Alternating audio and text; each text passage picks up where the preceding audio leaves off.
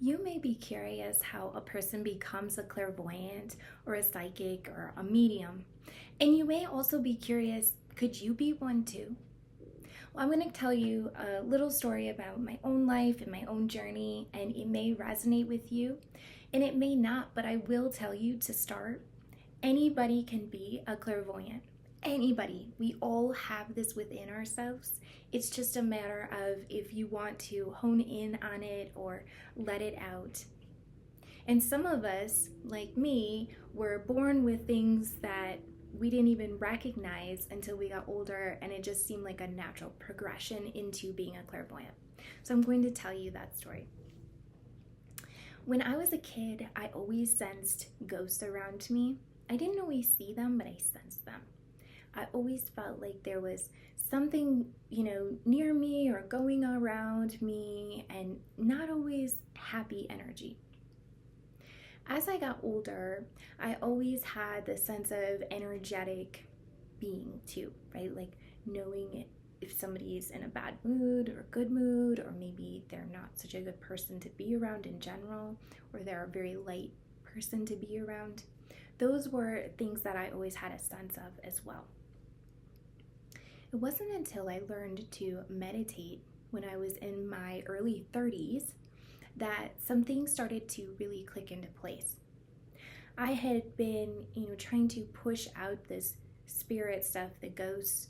I'd been trying to not pay attention when I heard voices or footsteps or things like that around me, but I was feeling very called to learn how to meditate, like it was part of my path.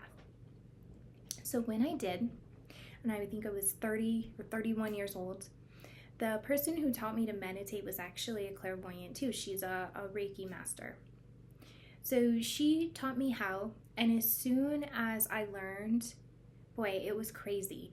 I really got a sense of, this is what I'm supposed to be doing. I feel at peace. I feel more loved. I feel more love within myself. But I also started seeing these crazy visuals in front of my face, like when I closed my eyes. So I would see symbolism. I'd see pictures. I'd see scenes.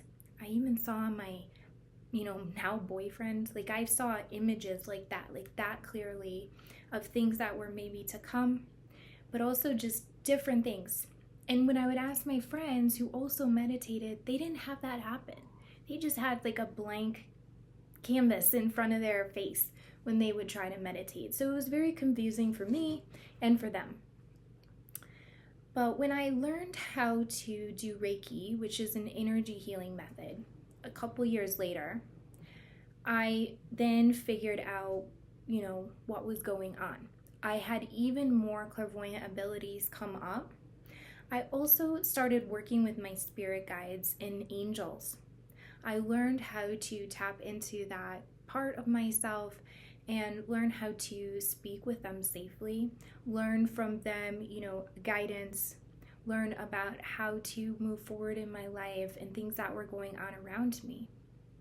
But what also started to make sense was I had this ability all the time. I was getting these messages through the meditation visualizations.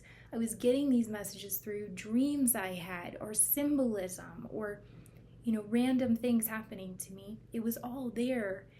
It just wasn't clear as day like I have now in my mind's eye. Learning to work with my spirit guides and angels has opened up a lot for me. I feel more driven. I feel more like I'm on the right path. I know I'm on the right path. I feel like things are always going to work out. There's a lot of hope. And even when things are hard, I still feel like I have a support system around me to help me with those things.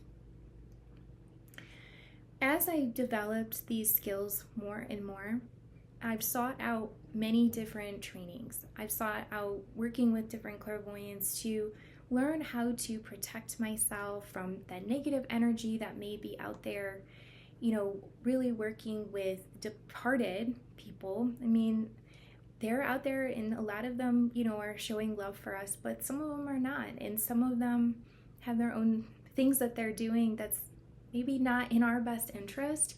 So learning how to work with them, because that can be a little bit of an energy drain too. learning how to just be safe in this practice. It's important.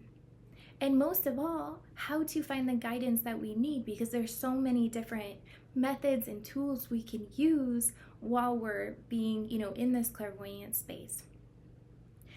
Now, in my current life, I am able to help people with this. I am able to work with other people's spirit guides. I'm able to, through Reiki and other means, see your aura color, see your animal spirit helpers. I'm able to get messages for you and answers from your spirit guides. I'm able to talk to, your departed. And also, and I do, Reiki healing, so I'm an energy healer, so that's an even more intense form of, helping you get rid of traumas and past emotions and move forward in life through the energy work.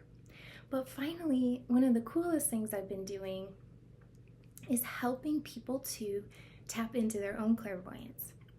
So if you want to learn how to work with your own spirit guides, work with your own angels, speak to, your departed loved ones, I can help you with that if you're curious about it. It's a lot easier than you might think.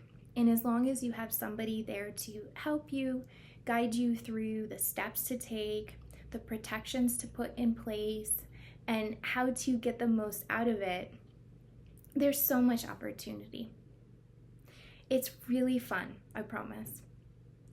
Even if you're interested in speaking with your animals, that is a thing that we can do too. I do that. Some of my clients do that. It's really cool to be able to talk to animals.